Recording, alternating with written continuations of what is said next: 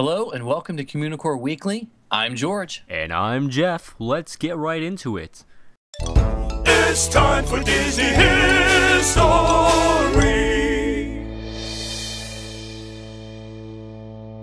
Something magical happened in the summer of 2011.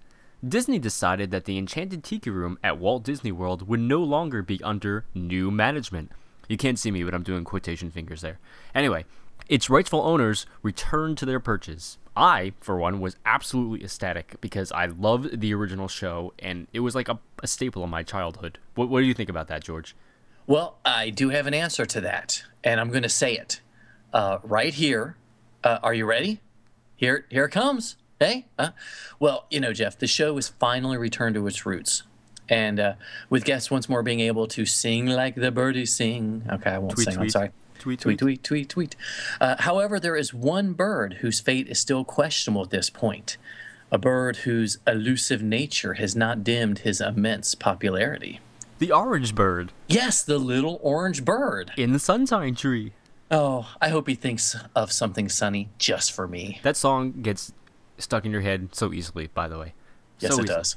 Anyway, so if you've been to Walt Disney World anytime in like the last few years, and I'm sure you've seen his likeness on all sorts of merchandise lately, because they seem to be bringing orange back. Yeah. See what I did there? Anyway. That was good. Yeah. But I know a lot of people don't really know where the bird with the orange-shaped head came from. I've wondered. Well, I'll tell you then. Yeah, great. Do that. So I'm acting like the audience right now. I really know, but just in case you don't know. Anyway, the bird was created by Disney actually as a mascot for the Florida Citrus Commission, also known as the FCC, but not the FCC that controls, media stuff. Anyway, Like us. Like Not us, like us. yeah. They have no control over us. None whatsoever. We're Oh, okay. uncontrollable. So Yes. back in 1967, the FCC they entered into negotiations with the Walt Disney Company to sponsor an attraction at the Magic Kingdom. The two companies worked together before in 1941 when they signed a deal to establish the Donald Duck brand of orange juice, which is still available today, and no, I have never had it.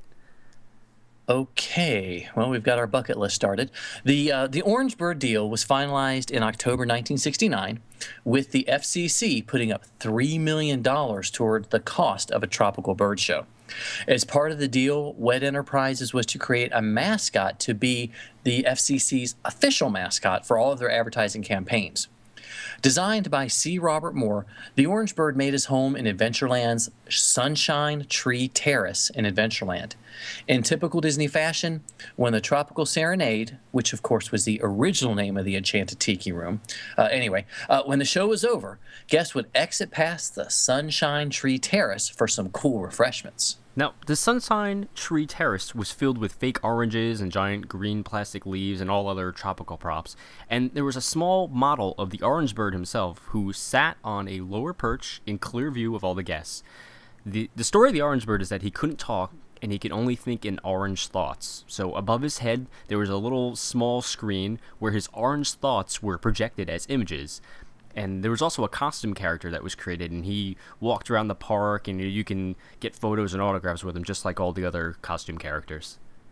Yeah, the Orange Bird proved to be quite popular, and a long line of merchandise was released featuring his likeness, including figures, kitchen and glassware, salt and pepper shakers, bobbleheads, which makes sense, shirts, and much more. And whistles, which I just got on eBay. Ooh. Anyway, in 1971, a full-length LP was released featuring stories and songs about the Orange Bird.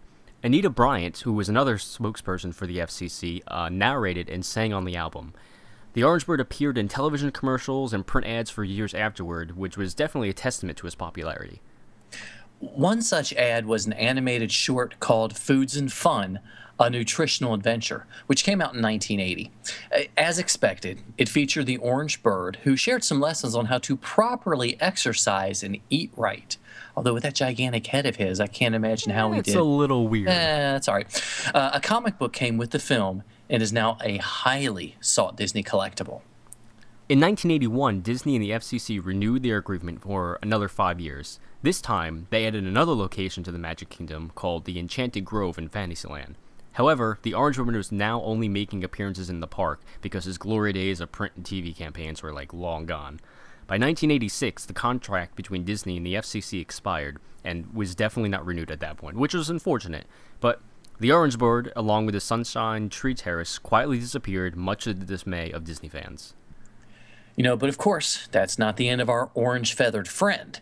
Merchandise with his likeness has achieved near cult status. It was sold at roadside stands and swap meets for years. In 2004, Tokyo Disneyland began to release their own Orange Bird merchandise, and just a few years later, some of these items began to reappear at Walt Disney World. Now, you can walk into almost any shop in the Magic Kingdom and see Orange Bird-related material. He even just recently reappeared on a sign at the park.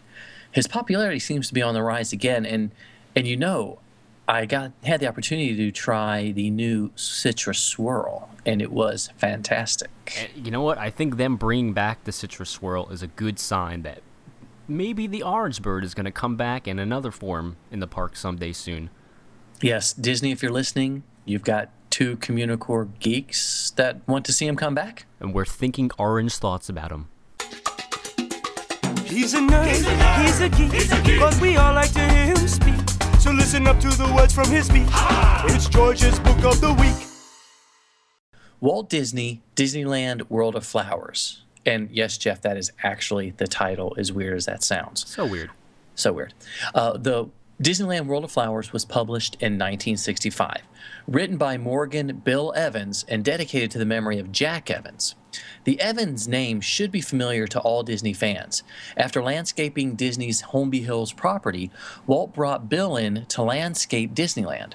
Evans would work on Walt Disney World, Tokyo Disneyland, and Disneyland Paris throughout his long career.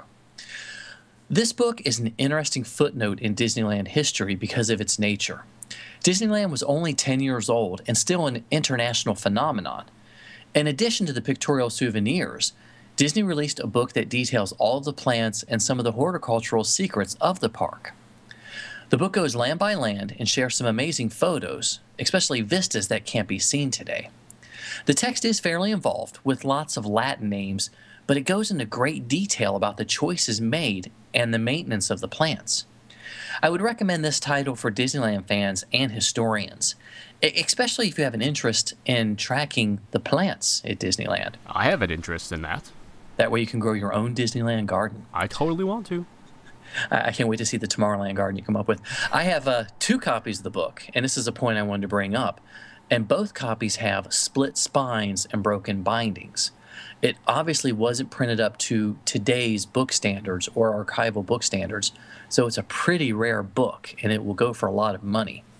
Plus the photos haven't aged very well due to the printing process back in the day.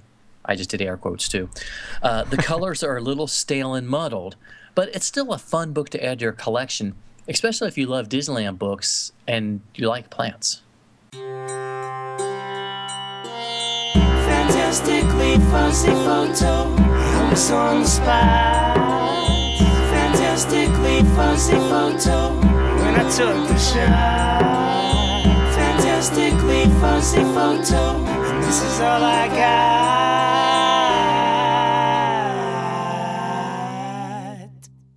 This week's winner is Sean Allen with his photo of the teacups. Funny enough, this is exactly how I feel when I get off of them. He really captured the essence of the ride. Congrats, Sean. Your prize is on the way. Eventually. We have prizes? Sometimes you might see it, sometimes you don't. Hey, look, what's that? It's a 5-legged goat. Located near the Country Bear Jamboree is a vignette with a light blue wagon, some barrels, and a crate, which is a fantastic hidden detail. The crate is painted with a yellow, red, and black logo reading Davis Tobacco, an obvious reference to Mark Davis, one of Walt Disney's 9 old men. Davis is known for being one of the few animators to be asked to help create and design attractions, and he was considered a master at creating and designing characters.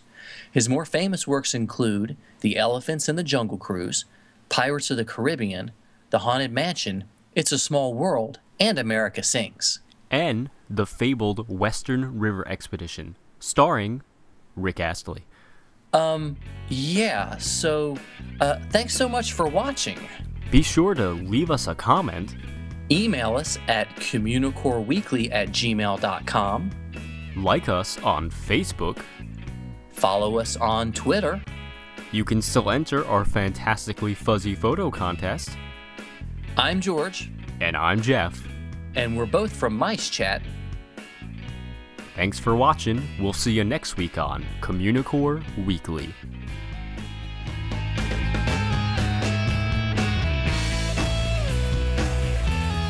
Best time ever.